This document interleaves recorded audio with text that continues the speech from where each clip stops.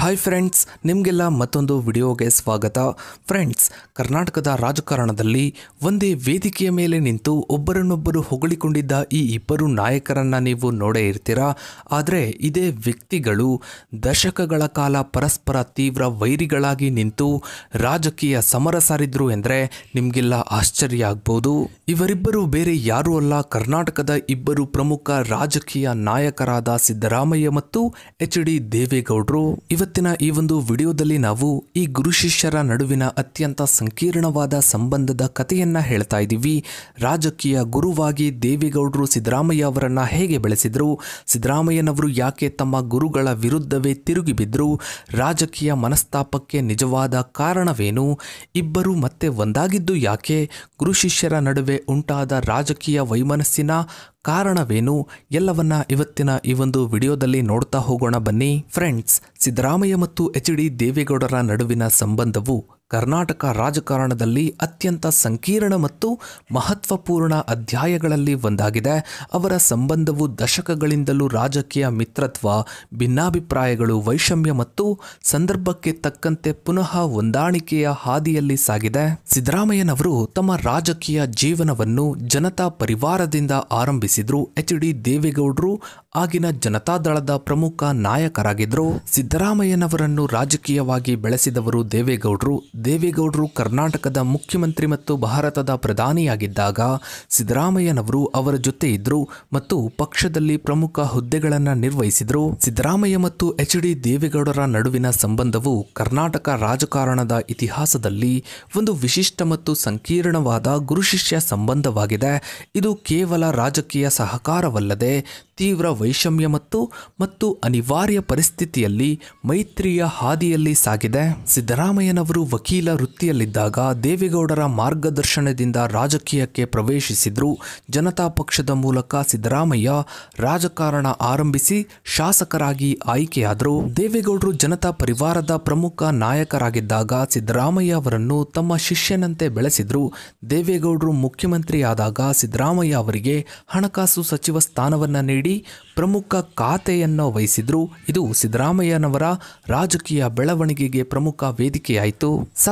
1996ರಲ್ಲಿ ದೇವೇಗೌಡರು ಪ್ರಧಾನಿಯಾದಾಗ ಜೆ.ಎಚ್. ಪಟೇಲ್ ಮುಖ್ಯಮಂತ್ರಿಯಾದರು. ಆಗ ಸಿದ್ದರಾಮಯ್ಯನವರು ಉಪಮುಖ್ಯಮಂತ್ರಿಯಾಗಿ ನೇಮಕಗೊಂಡರು. ಈ ಅವಧಿಯಲ್ಲಿ ಇಬ್ಬರ ನಡುವಿನ ರಾಜಕೀಯ ಬಾಂಧವ್ಯ ಮತ್ತಷ್ಟು ಗಟ್ಟಿಯಾಯಿತು. ನಂತರ 2005ರಲ್ಲಿ ಸಿದ್ದರಾಮಯ್ಯನವರು ದೇವೇಗೌಡರ ಕುಟುಂಬ ರಾಜಕಾರಣದ ವಿರುದ್ಧ ಧ್ವನಿ ಎತ್ತಿದ್ರು.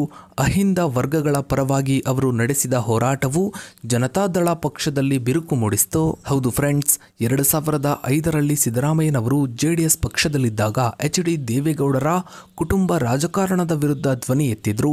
ಇದೇ ಅವರ ಮತ್ತು ದೇವೇಗೌಡರ ನಡುವಿನ ಸಂಬಂಧ ಹಳಿಸಲು ಪ್ರಮುಖ ಕಾರಣವಾಯಿತು. ಸಿದ್ದರಾಮಯ್ಯನವರು ಜೆಡಿಎಸ್ ಪಕ್ಷದಲ್ಲಿ ದೇವೇಗೌಡರ ನಂತರ ಪ್ರಮುಖ ನಾಯಕರಾಗಿದ್ದರು. ಆದರೆ ದೇವೇಗೌಡರು ತಮ್ಮ ಮಕ್ಕಳನ್ನು ರಾಜಕೀಯವಾಗಿ ಮುನ್ನೆಲೆಗೆ ತಂದಾಗ ಸಿದ್ದರಾಮಯ್ಯನವರು ತಮ್ಮ ನಾಯಕತ್ವದ ಸ್ಥಾನಕ್ಕೆ ಸವಾಲು ಎದುರಿಸಿದ್ರು. ಈ ಸಂದರ್ಭದಲ್ಲಿ ಸಿದ್ದರಾಮಯ್ಯ ಅಹಿಂದ ಚಳುವಳಿಯನ್ನ ಪ್ರಾರಂಭಿಸಿದ್ರು. ಇದರ ಮೂಲಕ ಅವರು ಕುಟುಂಬ ರಾಜಕಾರಣದ ವಿರುದ್ಧ ಒಂದು ಬೃಹತ್ ಜನಾದೇಶವನ್ನ ಸೃಷ್ಟಿಸಲು ಪ್ರಯತ್ನಿಸಿದ್ರು. ಈ ಚಳುವಳಿ ಸಿದ್ದರಾಮಯ್ಯನವರನ್ನು ಹಿಂದುಳಿದ ವರ್ಗಗಳ ಪ್ರಬಲ ನಾಯಕನನ್ನಾಗಿ ಬಿಂಬಿಸಿತು ಮತ್ತು ದೇವೇಗೌಡರ ಕುಟುಂಬ ರಾಜಕಾರಣದ ವಿರುದ್ಧ ನೇರ ಸವಾಲಾಗಿ ಪರಿಣಮಿಸಿತು.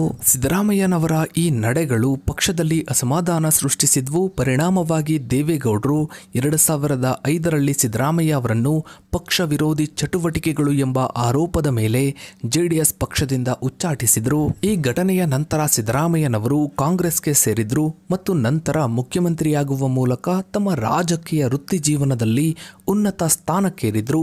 ಅವರ ಮತ್ತು ದೇವೇಗೌಡರ ನಡುವಿನ ಗುರು ಶಿಷ್ಯರ ಸಂಬಂಧದ ಕೊನೆಗೆ ಇದೊಂದು ನಿರ್ಣಾಯಕ ಘಟನೆಯಾಗಿತ್ತು. 2005ರಿಂದ 2018ರವರೆಗೂ ಸಿದ್ದರಾಮಯ್ಯ ಮತ್ತು ದೇವೇಗೌಡರ ನಡುವೆ ರಾಜಕೀಯ ವೈಷಮ್ಯ ತೀವ್ರವಾಗಿತ್ತು.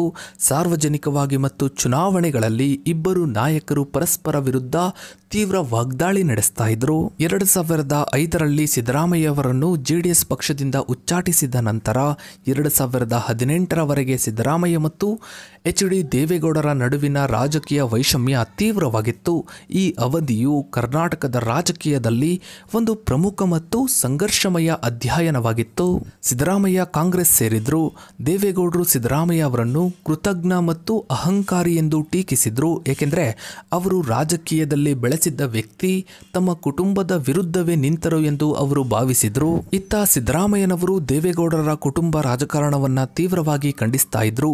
ಅವರು ಜಾತ್ಯತೀತ ಪಕ್ಷ ಎಂದು ಕರೆದುಕೊಳ್ಳುವ ಜೆಡಿಎಸ್ ವಾಸ್ತವವಾಗಿ ಕುಟುಂಬ ರಾಜಕಾರಣದ ಪಕ್ಷವಾಗಿದೆ ಎಂದು ಆರೋಪಿಸಿದ್ರು. ಈ ಅವಧಿಯಲ್ಲಿ ನಡೆದ ವಿಧಾನಸಭಾ ಮತ್ತು ಲೋಕಸಭಾ ಚುನಾವಣೆಗಳಲ್ಲಿ ಕಾಂಗ್ರೆಸ್ ಮತ್ತು ಜೆಡಿಎಸ್ ಪಕ್ಷಗಳು ಪರಸ್ಪರ ಪ್ರಬಲ ಪ್ರತಿಸ್ಪರ್ಧಿಗಳಾಗಿದ್ವು. ಹಲವು ಕ್ಷೇತ್ರಗಳಲ್ಲಿ ಎರಡೂ ಪಕ್ಷಗಳ ಅಭ್ಯರ್ಥಿಗಳು ಒಬ್ಬರನ್ನೊಬ್ಬರು ಸೋಲಿಸಲು ತೀವ್ರವಾಗಿ ಪ್ರಯತ್ನಿಸ್ತಾ ಇದ್ರು. ದೇವೇಗೌಡರು ಮತ್ತು ಅವರ ಕುಟುಂಬ ಸದಸ್ಯರು ಕಾಂಗ್ರೆಸ್ ವಿರುದ್ಧ ಪ್ರಚಾರ ನಡೆಸಿದರೆ ಸಿದ್ದರಾಮಯ್ಯನವರು ಜೆಡಿಎಸ್ ಅನ್ನು ಗುರಿಯಾಗಿಸಿಕೊಂಡು ಮಾತನಾಡ್ತಾ ಇದ್ರು.